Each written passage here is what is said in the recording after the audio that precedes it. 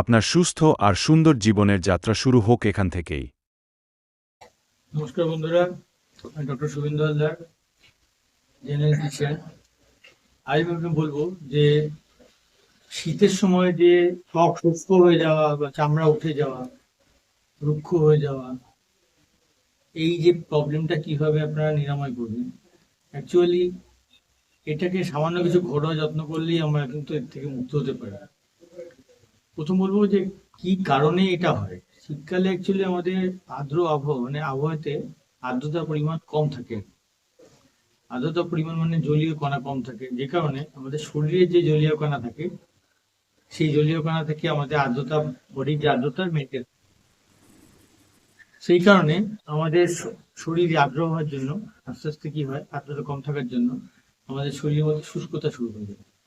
Plus বায়ুতে হচ্ছে কি একটা কি থাকে, যে শুষ্ক একটা ব্যাপার থাকে, যে কারণে ড্রাইনেস চলে আসে।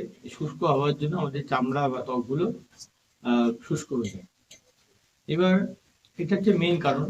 কিন্তু যখন এই শুষ্কতা আর্দ্রতা মানে আমরা চামড়া আর্দ্রতা ধরে না রাখি এবং আমাদের ড্রাই স্কিন হয়ে যায়, তখন কি হয়, বহুদিন থাকার ফলে এটা এখান থেকে চামড়াগুলো খসখসে হয়ে যায়, চামড়া ফ্লেক মতো মানে চামড়া উঠতে থাকে। এবং তার সঙ্গে সঙ্গে কি হয়, অনেক দিন ধরে ধরুন কয়েক বছর বা আপনারা যদি ট্রিটমেন্ট ঠিক মতো না করেন কখনো এটাকে, বা নিজেরা ঘরোয়া পদ্ধতিতে প্রতিকার না করে, তাহলে কি এটা পরবর্তীকালে কোনো স্কিনের ইনফেকশন বা কোনো স্কিন ডিজিজ হয়ে যায়। কখনো দেখা যায় শুধু গায়ের চামড়ার সঙ্গে সঙ্গে পায়ের গোড়ালির কেটে যাওয়া, এগুলো হতে থাকে, এখান থেকেও ইনফেকশন হয়ে যেতে পারে। তো আমরা কি করে মানে এটা নর্মালি কি কারণে হয়, বিভিন্ন কারণে হয় থাকে। প্রথমত আমরা আহ শীতকালের সময় আমরা যদি কখনো ঠান্ডা ওয়েদারের জন্য জল অনেক সময় অনেকে কম খাওয়া শুরু করে দেয়। তো জল কম খেলেও কিন্তু এই জিনিসটা হতে পারে, আমাদের শরীরের মধ্যে জল কম পরিমাণে যায় এবং শরীর হাইড্রেট না থাকার জন্য কিন্তু এটা হয়ে থাকে। এছাড়া কারো কারো এই সময় এক্সিমা বা সোরিয়াসিস এই জাতীয় কোনো রোগ থাকার জন্য সেটা কি এটা শুষ্ক হওয়াতে আবার বেড়ে যায়, বেড়ে গিয়ে ওই ধরনের স্কিনে বিভিন্ন রকম সমস্যা শুরু শুরু হতে পারে। এছাড়া যাদের ধরুন যে হাইপোথাইরয়েডিজম আছে, এই সমস্যা থাকলে তাদের মধ্যে একটা শুষ্ক ত্বকের একটা সমস্যা থাকে। শীতের সময় এই আবহাওয়ার জন্য এটা আবার বাড়তে পারে। কিছু কিছু ক্ষেত্রে ডায়াবেটিস রোগীদের ক্ষেত্রেও বিভিন্ন কারণে আহ ত্বক শুষ্ক হয়ে যায়, তাদের ক্ষেত্রেও কিন্তু এরকম শুষ্ক আবহাওয়ার জন্য কিন্তু আবার সমস্যা বাড়তে থাকে। কিছু কিছু ক্ষেত্রে অনেকে দেখবেন ডায়াবেটিক খান, মানে উনি বেশি হওয়ার জন্য কিছু ওষুধ খেয়ে থাকেন, এবং সেই ওষুধগুলো খাওয়ার জন্য কি হয়ে থাকে, যে বেশি পরিমাণে খাওয়ার জন্য এই আমাদের শরীরে বারবার টয়লেট হওয়ার জন্য আমাদের কি হয়, অতিরিক্ত জল বেরিয়ে যায়। তারা যদি জলের সমতা মেনটেন না করে থাকেন, তাদের ক্ষেত্রে এই সমস্যাগুলো হয়ে থাকে। এবার বলবো যে এটা হলে আপনারা এটা মানে এটাকে মোকাবিলা করবেন খুব ঘরোয়া পদ্ধতিতেই। একটা কিছু কিছু টোনার ময়েশ্চারাইজার ইউজ করলে আপনারা কিন্তু এর থেকে মোকাবিলা করতে পারেন। যেমন ধরুন, আপনাকে প্রচুর পরিমাণে জল খেতে হবে এই সময়। এই সময় কি করতে হবে, সিজনাল যে ফল, তারপর শাকসবজি পাওয়া যায়, সেগুলোকে খুব ভালোভাবে খেতে হবে, কারণ এর মধ্যে বিভিন্ন রকম ভিটামিন থাকে, মিনারেলস থাকে, যেগুলো এই সময়ের জন্য খুব উপকারী। এগুলোকে খেতে হবে। তার সঙ্গে সঙ্গে আপনাকে কি করতে হবে, যে কিছু কিছু ময়েশ্চারাইজার আছে, ময়েশ্চারাইজার ক্রিম বা লোশন, এগুলো ইউজ করতে হবে। তার সঙ্গে গ্লিসারিন, যেগুলো আছে গ্লিসারিন আপনি ইউজ করতে পারেন। এই সময় খেয়াল করতে হবে যে আপনার যদি কখনো আহ মানে সাবান, মানে যেগুলো ক্ষারযুক্ত সাবান বেশি, সেগুলো কম ইউজ করতে হবে। বিশেষ বডি শ্যাম্পু বা এগুলো ইউজ করতে হবে, যেগুলো ইউজ করলে এই ধরনের সমস্যাতে কিছুটা মুক্ত পাবে। এবার বলি কিছু ঘরোয়া টিপস।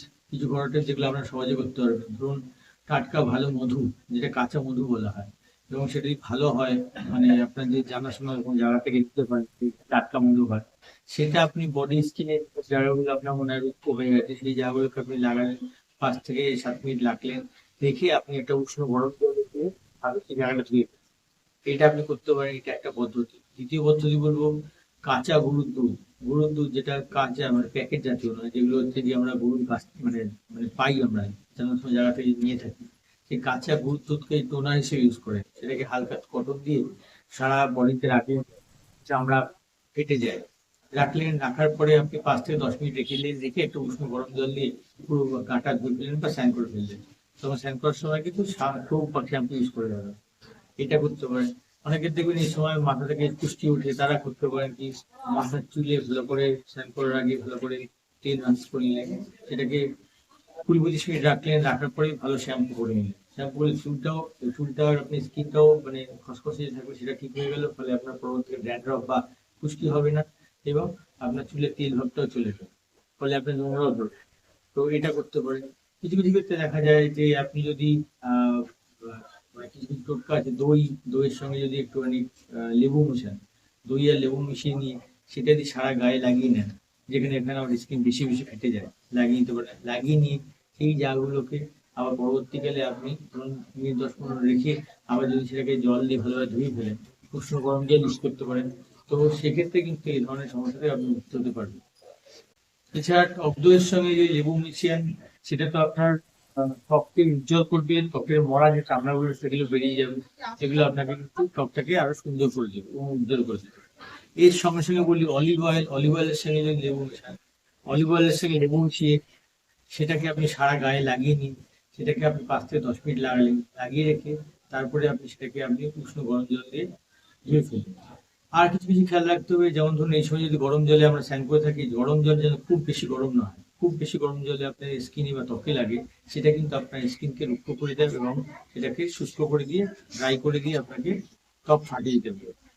তো এইগুলো গেল সামান্য সামান্য ব্যাপার, কিন্তু সবসময় মনে রাখবেন, যদি এই ধরনের সমস্যা বহুদিন ধরে চলে, কোনো কারণে আপনি ঘরোয়া পদ্ধতিতে ঠিক করতে পারছেন না, তবে অবশ্যই আপনাকে ডাক্তারের পরামর্শ নিতে হবে। না হলে পরবর্তীকালে এর থেকে কোনো বড় একজিমা বা কোনো রোগের সৃষ্টি হতে পারে। সুস্থ থাকুন, ভালো থাকুন।